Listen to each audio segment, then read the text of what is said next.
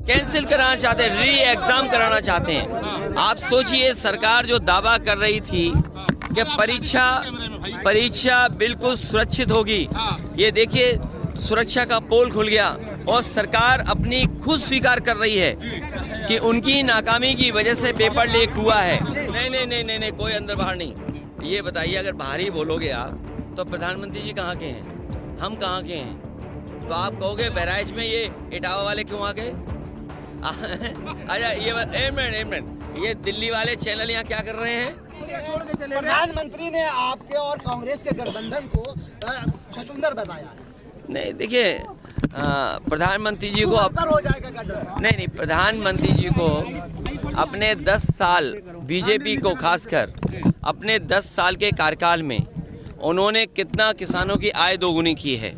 आप बहराइच, आपके बगल का श्रावस्ती, आपका बाराबंकी, गोंडा, ये वो ज़िले हैं जहां पर आम जनता खेतीबाड़ी से जुड़ी हुई है। क्या किसानों की आय दोगुनी हो गई?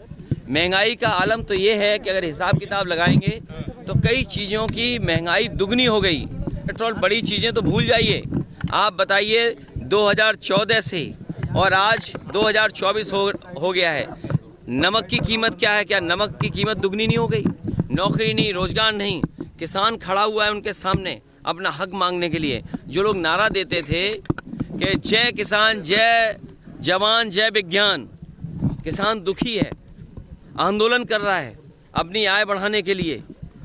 नौजवान नौकरी नहीं पा रहा है, अगर पेपर लिख रहा भी है तो उसका लीक हो जा रहा है, उसको लड़ना पड़ रहा है अपने भविष्य को बेहतर बनाने के लिए। और विज्ञान की बात तो केवल इतनी है कि व्हाट्सएप से लोगों को कितना गुमराह कर दें, सोशल मीडिया से कितना गुमराह कर दें, इतना ही इनका विज्ञान है। इससे आगे विज्ञान इनके पास नहीं है। सरकार की नीयत नहीं थी नौकरी देने की, और सरकार अगर चाहती होती नौकरी देने की, सरकार की अगर नीयत साफ होती तो जिस समय पहला पेपर लीक हुआ था उसी समय सरकार सख्ती से कार्रवाई करती और उसका परिणाम ये होता कि किसी भी परीक्षा का पेपर लीक नहीं होता।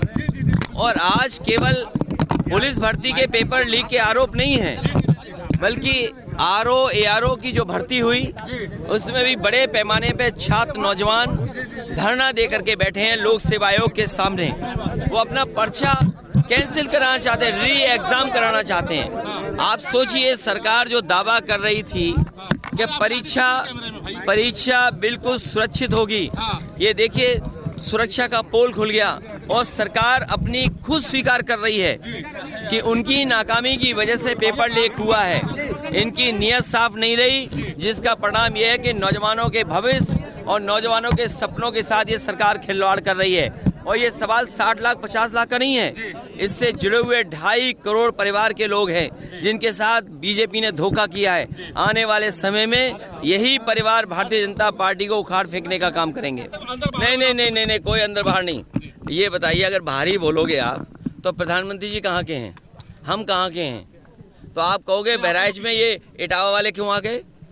अच्छा, ये बात एक मिनट, ये दिल्ली वाले चैनल यहाँ क्या कर रहे हैं? ये भाई ABP चैनल कहाँ का है? NDTV कहाँ का है? अच्छा, ये कोई बात हुई? ये कोई बात नहीं है। सुनिए, लोकसभा में ये है कि कोई भी भारत का नागरिक और कहीं भी उसका वोट बना हो वो कहीं भी चुनाव लड़ सकता है, क्योंकि लोकसभा के लिए आप चुन रहे हैं, इसलिए ये बाहरी अंदर नहीं। हाँ, प्रधानी का होता है बाहर अंदर कि इस चुनाव के बाद हो सकता है जनता को वोट डालने का अधिकार भी छीन ले सरकार। सलमान खुर्शीद कह रहे हैं बटेंगे। और अपने पड़ोसी देशों को भी देख लो, आप पड़ोसी देशों को भी देख लो। चीन में कोई वोटिंग नहीं हो रही है, रशिया जैसे देश में कोई वोटिंग नहीं होती, नामात्र के लिए वोटिंग होती है। उनका लीडर अपोजिशन भी जेल में मारा गया। और भी मुल्क हैं जहां पर डेमोक्रेसी का क्या हाल है। ये लगातार सरकार, चाहे चुनाव आयोग हो, चाहे कोर्ट हो, चाहे और संस्थाएं, उनको प्रभावित कर रही है। हमारे मीडिया के लोगों को भी दबाव बना रही है कि अगर मीडिया के लोग सच्ची खबर चलाएंगे तो उन पे भी पाबंदी है। बड़े लोगों के लिए CBI, हमारे छोटे पत्रकारों के लिए SO उठाने वाले।